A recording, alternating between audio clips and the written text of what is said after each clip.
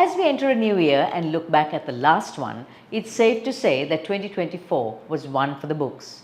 Political upheaval, economic turnaround, and social change were hot topics across the board, not just in Sri Lanka, but around the world. And now, the question is, what's next? Here to dissect the year past and lay down predictions for the year to come is scientist, conservationist, and public policy advocate Rohan Pethiyagoda. Quick recap of 2024 for Sri Lanka. The elections dominated the story of 2024, as you know, and so we can go into that later. But I think the thing that struck me most through the year was the desperate attempts of the last stages of Ranil Wickremesinghe's government to claw in as much corrupt money as possible. We saw the immunoglobulin scam at the beginning of the year, and the minister responsible is still in remand. And then we had the WIN scam, the passport scam, the visa scam, one scam after another, where the government was trying to collect money. We seem to have forgotten the fact that he enacted this Personal Data Protection Act, which is really anything but that. It is a data suppression act that seeks to stifle public conversation through the electronic media. And I hope the NPP government will rescind this act in toto, because it is the most foul and odious piece of legislation that could have been conceived by that government. So again, looking back at the year, any unexpected outcomes? Unexpected outcome for all of us was the utter decimation of traditional politics in Sri Lanka. The UNP and SLFP, which dominated Sri Lankan politics to this age, are nowhere. They've been shown the door in no uncertain fashion. But the new politics of Sri Lanka seems to be the NPP flavor. And that again is something that none of us expected. That was a total surprise, because many people expected that the JVP would be dominating the political philosophy, the ideology of this government. But what we're in fact seeing is a very centrist, business-friendly kind of government, which is astonishing to a lot of people, including myself, to be honest. So globally, again looking back at 2024, what was it like? Any lessons learned? Globally, the things that dominated the news were Palestine, a very intractable problem. And of course Ukraine, which looks like under Donald Trump is going to find a resolution this year, as much as the Ukrainians may not like it. So I think we are looking at a better and more stable Europe, because the Europeans will be forced to come to grips with the reality that they haven't taken care of their security over the past 50 or 60 years. They've expected America to do the heavy lifting for them, and now at last they have to face the fact that unless they are going to defend themselves, they can't expect Uncle Sam to come and do it for them. The Palestinian problem, of course, is not going to solve itself ever, not in your life or mine, because these people just don't know how to get a solution that works for them. There are extremists on both sides, and the Palestinian Authority has failed. The Hamas is basically a terrorist organization that now governs this as a dictatorship, and so that's not going to ever get resolved. 2025, what is it looking like for Sri Lanka? I think for Sri Lanka, huge challenges this year, for the simple reason that we have this economic crisis that we are all ignoring. I'm sure the government is very much alive to it. You see, this year, if you think about our basic budget reality, is that the government will have revenues of about 3.6 trillion rupees if all goes well. Out of that, about 2.6 will go for paying debt, servicing existing debt. And then about 1.2 trillion will go for paying pensions and government service salaries. That's it. So for running health, education, defense, everything else that government does, we're going to be borrowing money or printing it. That is the unfortunate reality. And then we've got this debt restructuring that Ranil has bequeathed to this government, and I think they're going to regret the fact that they've accepted that package the way he gave it to them. Probably on the advice of the central bank. But I think that's a grave mistake, because we are looking at paying back up to $4.3 billion this year, when central bank reserves are just at $5 billion.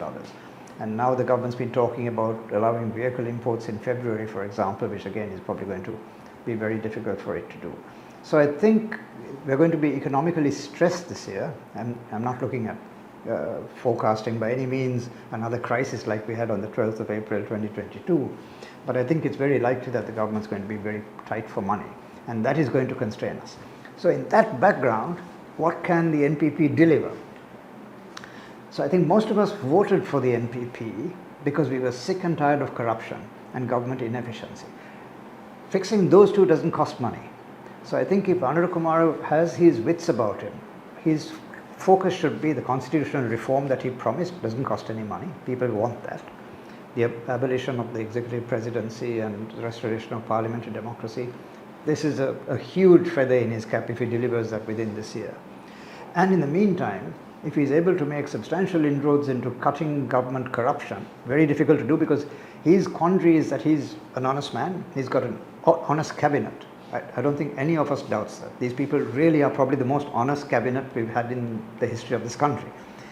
But the thing is, the government service is rotten to the core, and there's corruption at every level, as we saw with the immunoglobulin scandal.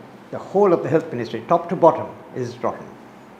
And cleaning this up is a huge challenge because you have to do it without excessive policing. If you police excessively, then everything stops. You need to keep the wheels grinding at the same time, make sure that you can reduce the corruption. So it needs a lot of clever thinking there. Globally, what are we looking? Mr. Trump, I think, is going to dominate the news in the coming year. And there's going to be changes in America that everyone's going to be unhappy about, I think. But it's probably for the good of America because he's probably going to straighten things out there that needs straightening out. I think most of us don't like his character because he's an abrasive, unpleasant kind of person. But I think the Americans need a bit of strong medicine and they're going to find it in him. So going into 2025 again, what lessons learned to be Sri Lanka take from here going forward? The thing that I would have seen as a lesson learned in the past few years, because I was deeply involved in it with this Adani wind power scam, is the huge personal influence that Mr. Modi is trying to exert on countries like Sri Lanka and Bangladesh. And as his power wanes in India, this is palpable now that his authority is slipping away from him and he might not survive the next election. He's not going to accept that. And one way in which to build popularity, whether you're Vladimir Putin or Narendra Modi, is to be tough on your neighbors. So I can see him throwing his weight around a lot more in Sri Lanka. He's also dealing with an inexperienced president in the form of AKD. And so I think AKD's relationship with India is going to be one of the things that will define the success of his presidency. He has to navigate that with a lot of care and caution. So 2025, I think, is going to, on the one hand, economic stress, on the other hand, huge possibilities and potential for wiping out corruption, increasing government efficiency and constitutional reform. Those can dominate the narrative of politics for this year if he does it right. And also managing India without getting into conflict or disrepute with Mr. Modi. What does Sri Lanka need to be aware of? I think people need to be aware that there's nothing much to expect from this government in whereas the usual largesse in terms of handouts, big public projects. There's going to be no Mattala Rajapaksa, Hambantota port, highway building. This is out of the question. So don't expect any of that from this government. They can't do it. They've got to deal with the legacy that the previous 20 years of debt have given them. Because remember, the other governments did all the spending and stealing, and now these guys have to sort it out. It seems rather unfair that you get an honest government that wants to do the right thing, and then they can't do it because of this legacy of debts that they've inherited. So I think Sri Lankans have to aim low, hope that private sector growth will get up to speed.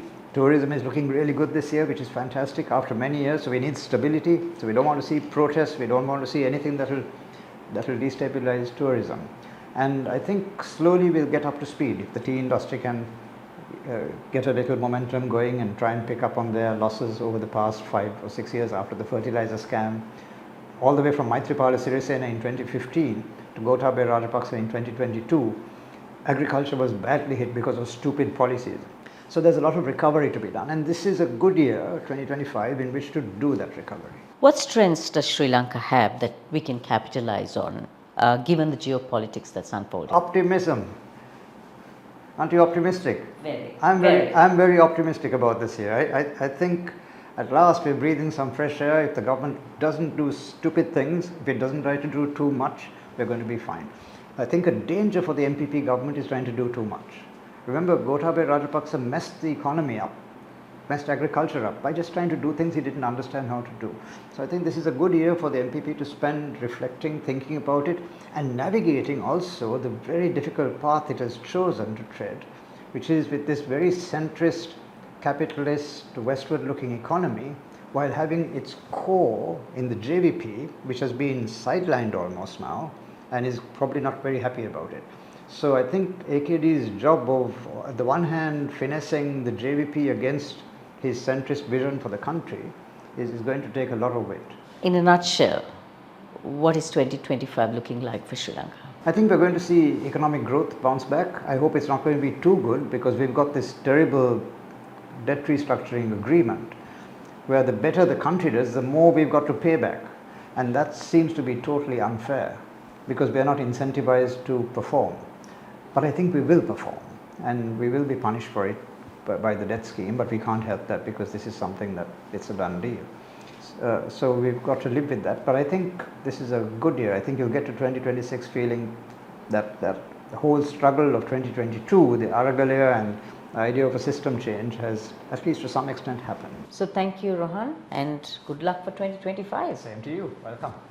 Don't forget, Kaleidoscope is on YouTube, Facebook, Instagram and LinkedIn. Do subscribe, follow and like us for more.